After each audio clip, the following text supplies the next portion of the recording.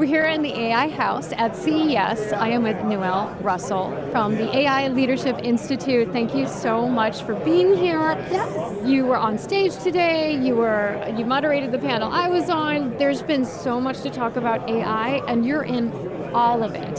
So what is inspiring you most about being in this space?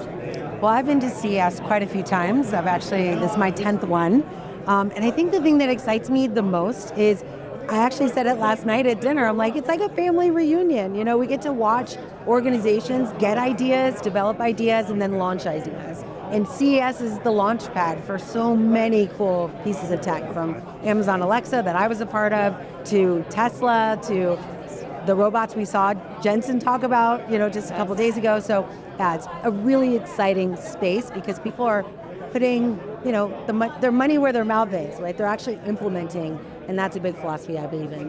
What is something that has surprised you this time around?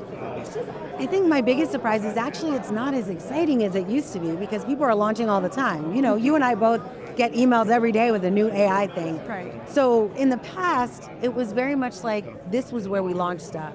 Now this time I look around, I went through the expo hall. Mm-hmm. There were so many cool pieces of tech, but I actually already knew some of them. Mm-hmm. And that was a first for me. It was a bit of a surprise. So what's the surprise is the fact that it's becoming more mainstream. Yes, and that we're actually seeing people use social media, the news, the ability to actually get their products and services to market faster. You don't have to wait till you get to a CES to launch anymore. Now, you actually can do it with the power of AI. You can do it before that, and I think that's pretty empowering. And yet we're seeing some launches, including in this room, yes. Which is really exciting. So let's talk a little bit about what it's been like to be in this particular space today, all of the change makers, the inspirational people that are coming with ideas, download some of that for us. Absolutely. Well, I had a chance to be actually in a couple of different panel sessions, and in both of those sessions, what I liked about it was the diversity of thought, that we now are seeing the technical barriers to entry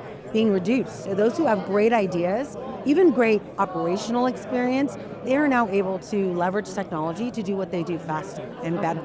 And so I think it's a really different space where we don't require you to become a data scientist first. We don't require you to have your CTO next to you to have a conversation. Now AI has equalized a lot of those conversations, and I think it's a really powerful opportunity for executives and founders to get their ideas into the hands of people that need them the most. And you're an educator. You're constantly teaching people, and I see so many people coming up to you, especially after a panel, asking you for educational advice, including where to get started. So what do you tell them, especially in a space like this, where people already have the interest? Yes. My favorite thing, I actually had an opportunity to do a session on personalized education, and I have a son with Down syndrome, so I am always thinking, how do I level up his educational experience? And a long time ago, I started using Alexa to help me think about that, but Alexa wasn't an LLM. So my very first thing I tell people is actually be vulnerable within a machine, a model, talk to a Claude or a ChatGPT, and actually say, what do you want to learn? What are you trying to accomplish? Most importantly, what is the end result you're going for? And then ask it to build you a learning path. And now the new GPT has access to the internet. It can provide you YouTube videos. It can provide you, and let's say you don't want to learn on YouTube. It'll provide you workbooks. It'll create exercises for you to do. It'll point you to GitHub repos.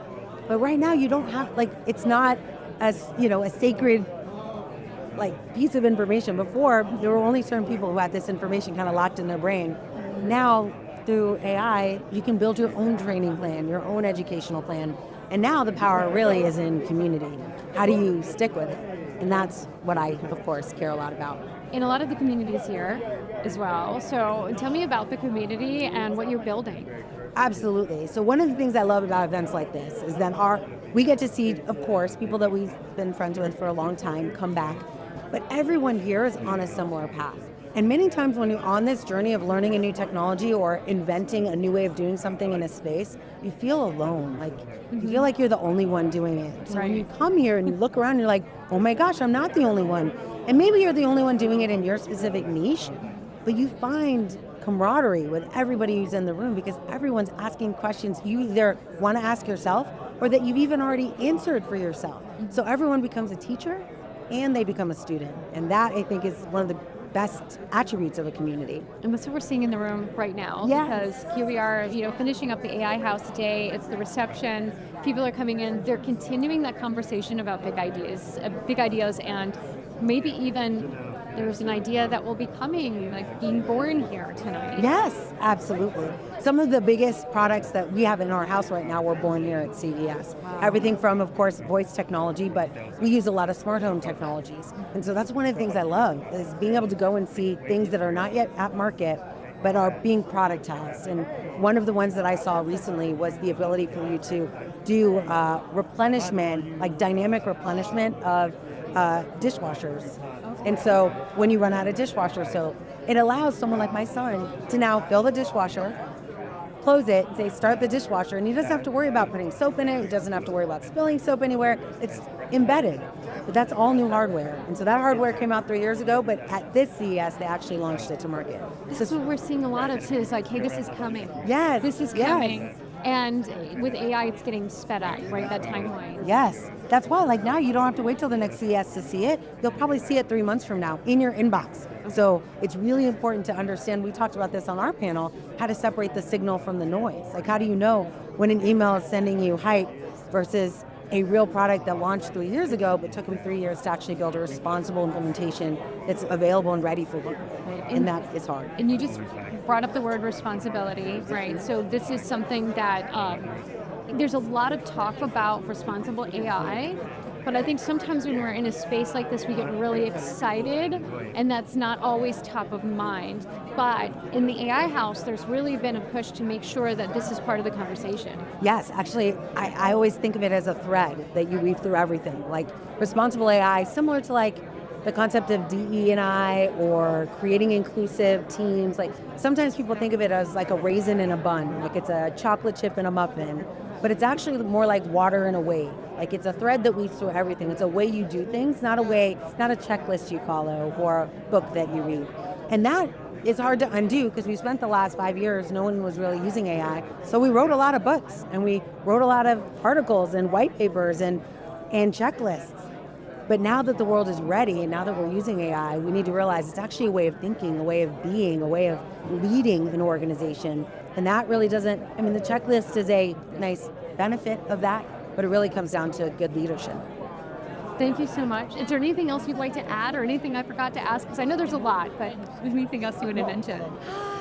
I think it's really cool. A lot of our panels had a lot of diversity that is not seen across all of CES, that is unique to the AI House. And it reminds me that the reason why I like it is that AI in general forces us to be much more inclusive.